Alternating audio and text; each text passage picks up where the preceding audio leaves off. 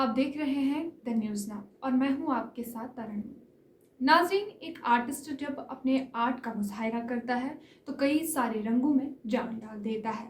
इसी तरह अगर फ़नकार की बात करें तो फ़नकार भी अपने फ़न का मुज़ाहिरा करके कई सारे मायूस दिलों को लुभाता है। लेकिन अगर हम आर्टिस्टिक कम्युनिटी की बात करें, आज हम न्यूज़ नाउ में आपकी मुलाकात जिनसे कराने जा रहे हैं वो 23 साला इर्तिका बजाज, जिन्होंने अपनी छोटी उम्र से ही कुछ ऐसे कारनामे किए कि वो अपनी ज़बानी खुद बताएंगी। इर्तिका, खैर मकदम है आपका न्यूज़ नाउ में। तो आपसे जानना चाहूँगी मैं कि किस तरह आपने अपने इस आर्ट के हवाले से बताइए, कब से स्टार्टिंग की, क्या कुछ आपका आर्ट है? अस्सलाम वालेकुम। तो मैंने जब अपना मतलब इस फील्ड में जब मैं आई, जब मैं बचपन में मैं बहुत छोटी थी, जब मैंने स्टार्ट किया कलर्स के साथ खेलना। मैं जब खेला करती थी कलर्स के साथ, क्योंकि एक इंसान जो होता है वो बचपन में तो पता नहीं होती है उसको वो किस फील्ड में आगे जाएगा, वो क्या ऑप्ट करने वाला है या किस किस चीज़ में आगे क्या करेगा वो। तो मेरा ऐसा सीन था, मैं बचपन से कलर्स के साथ खेला करती थी। मुझे याद है मेरे फूफा जी जो है मैं जब उनके पास बैठती थी वो कलर्स के साथ खेलते थे, कलर्स के साथ कुछ बनाते थे, कैलीग्राफी करते थे या कुछ भी पेपर मैशी वगैरह किया करते थे। तो मैं उनके पास बैठा करती थी, मैं उनके पास जाती थी, मैं उनको बोलती थी नहीं आप मुझे दिखाओ आप कैसे करते हैं, आप क्या क्या करते हैं। मैं मतलब पहले से मुझे ये शौक था कि मुझे इस फील्ड में जाना है कि कलर्स क्या होते हैं। वो उनके साथ वो एक खेलने में एक सुकून महसूस होता था, खेलने में मज़ा आता था। तो मैं उनसे पूछा करती थी, फिर वो मुझे बोलते थे ये ऐसे है। वो इनफैक्ट मुझे कभी कभार डांटते, यत्सित मकर, वो मत करो, ये मत करो, इसके साथ छेड़ो नहीं। लेकिन नहीं, मैं पीछे नहीं हटती थी, मैं वही चीज़ करती थी, बार बार उस जगह पे जाके वही चीज़ें करना मुझे अच्छा लगता था। तो ऐसे ही आगे आगे शौक बढ़ता गया। तो स्कूल में जब कॉम्पिटिशन्स हुआ करते थे या हमारी ड्राइंग टीचर थी सबिया मैम, वो हमें सिखाया करती थी, एक ड्राइंग क्लास होती थी हमारी। मेरी स्कूलिंग जो है नोएरा पब्लिक स्कूल से हुई है। तो वहाँ पे ऐसा होता था, एक दिन कंपटीशन हुआ, इंटर स्कूल पेंटिंग कंपटीशन हुआ था। और जब सबिया मैम ने बोला क्लास में अनाउंसमेंट हुई कंपटीशन होने वाला है, मैं बहुत एक्साइटेड थी कि वाह कंपटीशन होगा, मैं भी पार्टिसिपेट करूंगी। तो मैंने पार्टिसिपेट किया। तो इंसान को नहीं पता होता वो क्या करेगा आगे, पोजीशंस क्या होगी। मैं बड़ी एक्साइटेड थी कि मुझे बनाना है कुछ, मैं आगे निकलूंगी, मतलब पार्टिसिपेट करेगा इंसान, अच्छा फील होगा। तो मैंने पार्टिसिपेट किया और मुझे याद है मैंने पीकॉक ड्रॉ किया था उस दिन। पीकॉक बनाया मैंने और जब अनाउंसमेंट हुई मुझे फर्स्ट पोजीशन आई थी। और उस टाइम की जो खुशी है वो मैं अभी भी फील कर सकती हूँ। वो फर्स्ट पहला अवार्ड मेरी जिंदगी का, जब मैं 4th 5th क्लास में थी तब मुझे मिला इंटर स्कूल।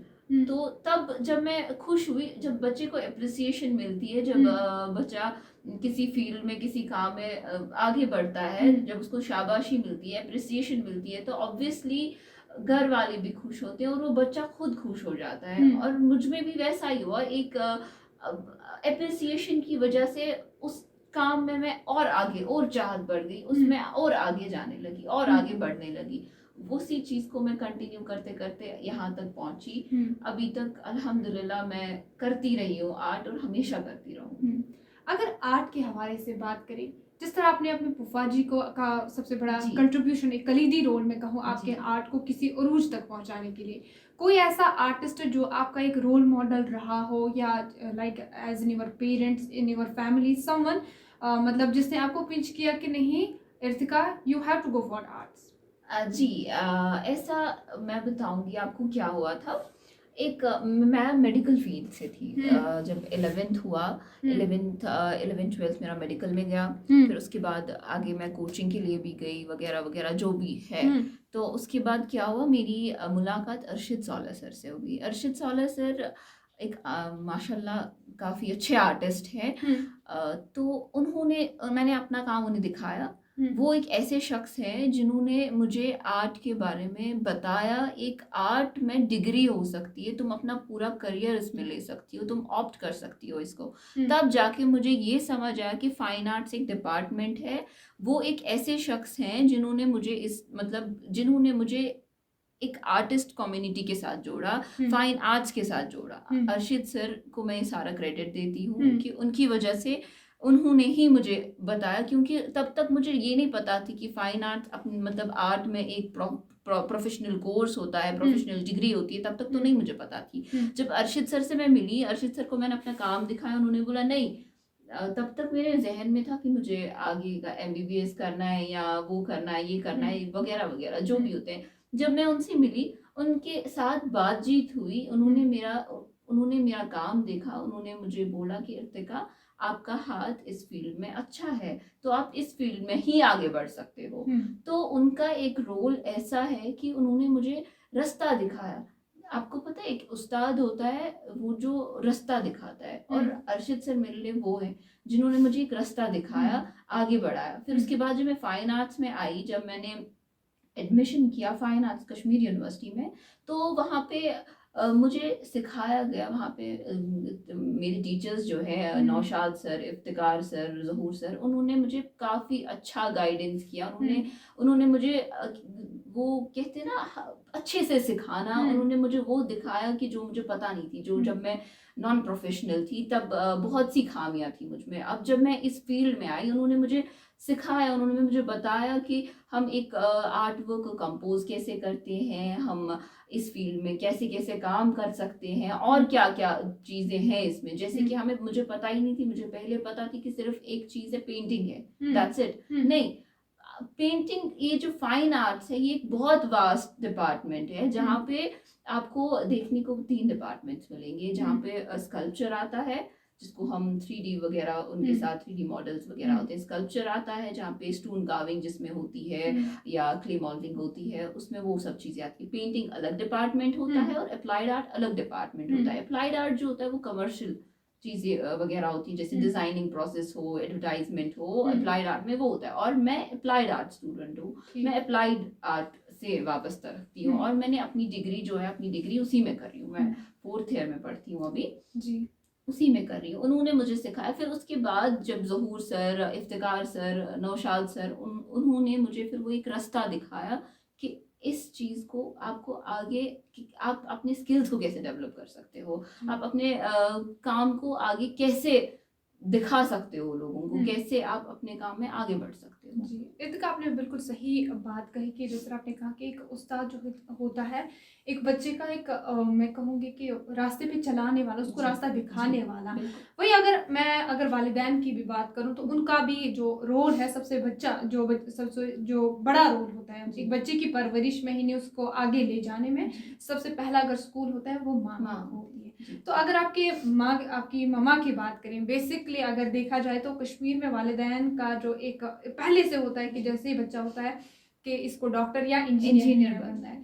आपके घर पे क्या माहौल था? मेरे घर पे ये माहौल था कि जब मैं बचपन में किया करती थी, आपको पता है, आपको याद होगा, क्लासमेट कॉपी आती थी और उसके पीछे कार्टून्स बनाए होते थे, और मैं कलर पेंसिल्स लेके उनको कलर किया करती थी, और होमवर्क अपनी ऐसे ही रखती थी। तो मम्मा आती थी, वो मुझे, मेरी बहन है एक, वो अपना काम पूरा कंप्लीट करके, फिनिश करके, और मैं अभी भी उधर ही होती थी कि नहीं, अभी होमवर्क कोई बात नहीं है, थोड़ी देर बाद, और वो कलर में करती जाती थी। और मम्मा जब अचानक से आती और वो चेक करती, अल्लाह बचाए, वो मुझे पीटती थी, लिटरली वो मुझे पीटती थी, मुझे बोलती थी आप अभी भी उधर ही हो, अभी आप नहीं छोड़ोगी ये कलर्स करना, ये वो, क्योंकि वो एक स्टेज होता है जहाँ पे इंसान को दोनों चीजें हैंडल करनी होती है।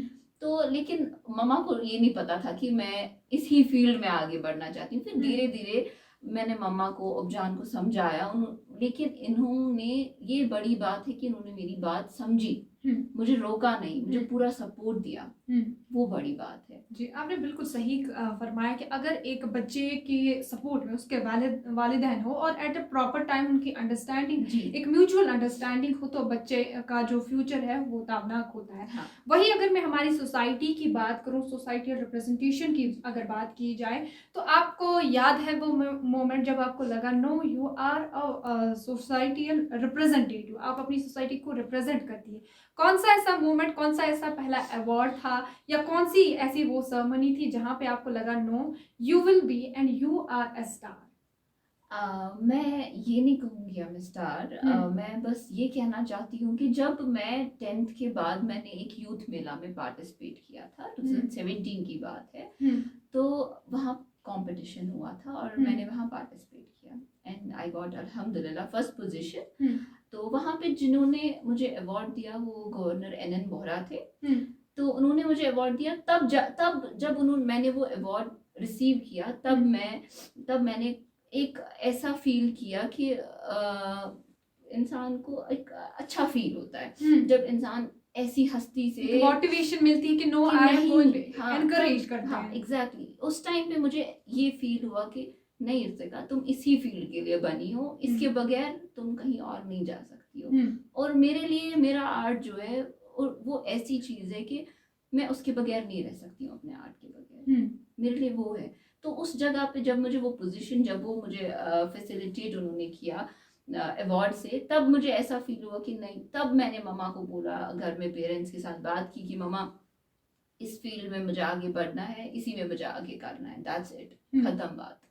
ये थी उस टाइम। वही अगर बात करूँ मैं, एक लास्ट क्वेश्चन मैं आपसे पूछूंगी कि हमारे यहाँ जो है सोशल मीडिया, यूट्यूब, जो भी सोशल मीडिया साइट्स है, उनकी जो हमारी जनरेशन है वो काफ़ी फ़ायदा उठा रही है, चाहे कैलीग्राफी आर्टिस्ट की बात करें या जो भी, मतलब इस जिस तरह आपने बोला कि अप्लाइड आर्ट्स के जो भी स्टूडेंट्स हैं उसका काफ़ी फ़ायदा उठा रहे हैं। अगर वही आर्टिस्ट को लेके कभी कभार डिमोटिवेट होते हैं अपने आर्ट को लेके, उन आर्टिस्ट के लिए, क्योंकि आप उनसे सीनियर हैं, तो उनके लिए क्या मैसेज रहेगी आप? देखिए, मैं सोशल मीडिया पे हूँ, तो पॉजिटिव कमेंट्स, नेगेटिव कमेंट्स दोनों आते हैं। इंसान को ये सोच के चलना है कि इंसान आगे बढ़ सकता है और बढ़ेगा जब खुद में इंसान खुद का विल होगा, जब पेरेंट्स का सपोर्ट, खुद पे भरोसा, अल्लाह पे भरोसा होगा, तो कोई दुनिया की ऐसी कोई ताकत ही नहीं है जो उसको रोक सकती है। लोगों का काम है बोलना, लोग बोलते हैं, और हमारा काम है हम उसको कैसे परसीव करते हैं, हम कैसे लेते हैं उसको, चाहे वो नेगेटिव कमेंट्स हो या पॉजिटिव कमेंट्स। अगर नेगेटिव कमेंट आया, हम उसको ऐसे भी तो ले सकते हैं ना कि चलो लोगों को ऐसा कोई कुछ हो रहा है कि लोग मेरे बारे में ऐसी बातें कर रहे हैं, वो भी तो पॉजिटिव है कि लोग मजबूर हो रहे हैं आपके बारे में बात करने को। तभी जाके इंसान आगे बढ़ सकता है, जब नेगेटिव कमेंट्स पे ध्यान ना दे, अपनी पॉजिटिविटी, अपने काम पे फोकस करे, अपने काम पे मेहनत करे, तो वो आगे बढ़ सकता है। क्यों नहीं आगे बढ़ सकता है। जी, आपका बहुत शुक्रिया न्यूज़ नाउ के साथ बात करने के लिए। ये थी हमारे साथ इर्तिका, जिनके मुताबिक जो है अगर इंसान अपने विल पावर पे कायम हो, चाहे कुछ भी हो जाए, लोगों की कितनी भी कमेंट्स, नेगेटिव कमेंट्स आ जाए, हमेशा उनको पॉजिटिवली ले और ये ना सोचे कि किसने क्या कुछ कहा। अगर आप अपने फेलियर्स को देखते हैं, उन पे फोकस करें। अगर कोई कहता है तो it means you are something, that's why people are talking about you. और मेरी भी आप सबसे, मेरी भी उन आर्टिस्ट से या उन लोगों से यही एक मैसेज रहेगी जाते जाते कि अगर आप सोचते हैं कि लोग आपके बारे में बात करें, ये ना सोचे कि लोगों ने क्या बात की, ये सोचे कि लोग आपके बारे में बात करते हैं means you are something, that's why people are talking about you. बने रहे आप न्यूज़ नाउ के लिए। श्रीनगर से मैं तरन्नुम।